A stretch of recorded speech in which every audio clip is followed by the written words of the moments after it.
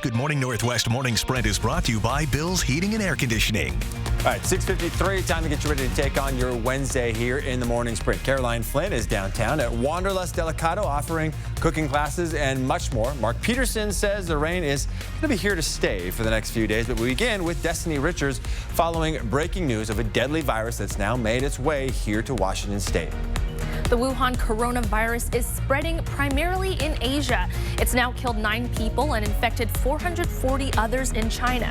Now, a Snohomish County man is the first person in the U.S. diagnosed with the new virus. That man is currently in isolation at Providence Regional Medical Center in Everett.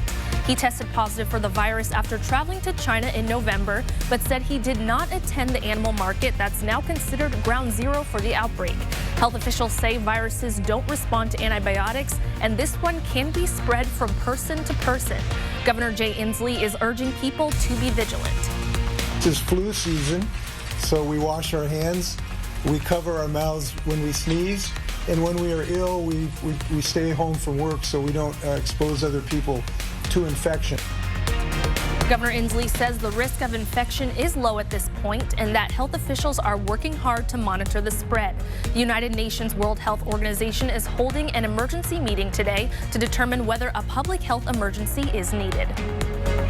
All right, good morning, everybody. We had some early morning showers now pushed into Idaho and Montana. And behind that, 4 to 5 inches of snow in your local ski areas. All of them reporting some fresh stuff. Now, we're going to see again some cloud cover, maybe a sunbreak or two. But look at the 24-hour forecast. About 2 o'clock this afternoon, this goes from cloud cover to rain cover. We're going to see some snow, and then that warm air continues to make its way in, pushing that snow level higher and higher. We'll have a look at the above average temperatures coming up. The Coeur d'Alene School District is growing, and with the new elementary school opening next fall, some students will need to be moved around. These new boundary lines would force more than 1,400 students to switch schools. Now, nothing is set in stone, and the district says that plan will likely change over the next several weeks as they review feedback. The new boundary lines affect all grades, but school board members are considering letting current high school students graduate where they are now.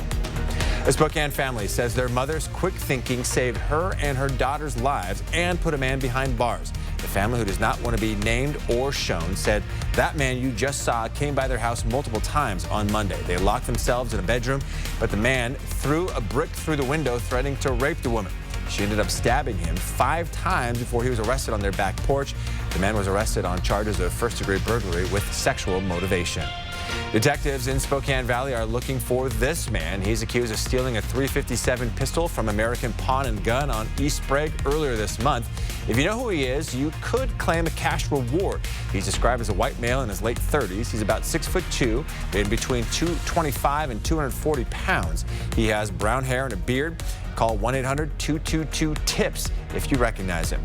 The investigation in the devastating fire in downtown Coeur d'Alene Monday is on hold as the fire department waits for insurance investigators from the 6 businesses that were destroyed to arrive in the Lake City. The fire department wants to do a joint investigation with those insurance companies. They hope to start work by the end of this week. Jury selection is underway in the trial of a man accused of stabbing 3 people on a Portland light rail train in 2017. 2 of the victims died. Jeremy Christian's jury selection is expected to take another week, with opening arguments in the case starting the day after the jury is chosen. Christian faces 12 counts, including first-degree murder, attempted murder, plus hate crimes. Police want your help identifying these men. They're suspected of using stolen credit cards that were taken in a home burglary earlier this month. The thieves who took those credit cards targeted the home of an elderly couple who recently passed away. They also stole a car, as well as several irreplaceable heirlooms and keepsakes. If you know who they are, give the Spokane Police Department a call. Here is the finished product. Pasta, tomato sauce, and some delicious cheese. If you want to learn how to make pasta, if you want to cook with one of your favorite local chefs, chocolate making classes, you name it, enjoy a bottle of wine, some cheese, Wanderlust Delicato is the place to be. They have amazing classes coming up this winter. You just want to stop in after work for a great cheese board or a bottle of wine.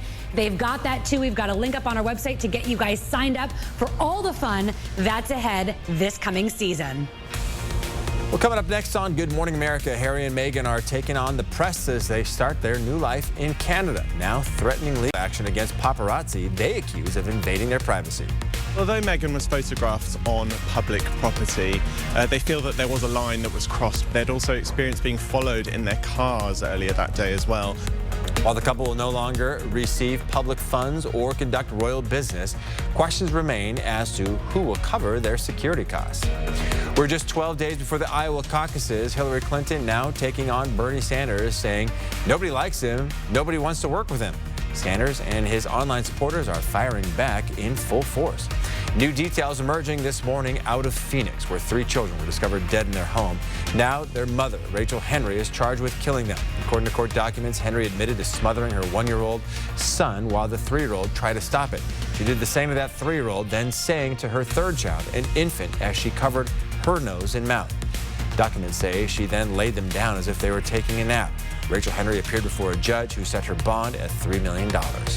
An EF0 tornado touched down in the coastal town of Manzanita, Oregon. The tornado reportedly touched down Tuesday morning along a quarter-mile stretch, causing some minor damage. The National Weather Service confirmed it. No injuries were reported, but it did clip 2 properties. Opening statements are scheduled today in Harvey Weinstein's New York City rape trial. The 67-year-old faces a possible life sentence if convicted. He's denied any wrongdoing. A jury of 7 men and 5 women was picked last week. The trial is expected to take at least 6 weeks. Tomorrow on Good Morning Northwest, the Inland Northwest RV Show is back and ready to set you up for your next adventure. From simple to swanky, basic to bold, wait until you get a look at what's inside the newest homes on wheels.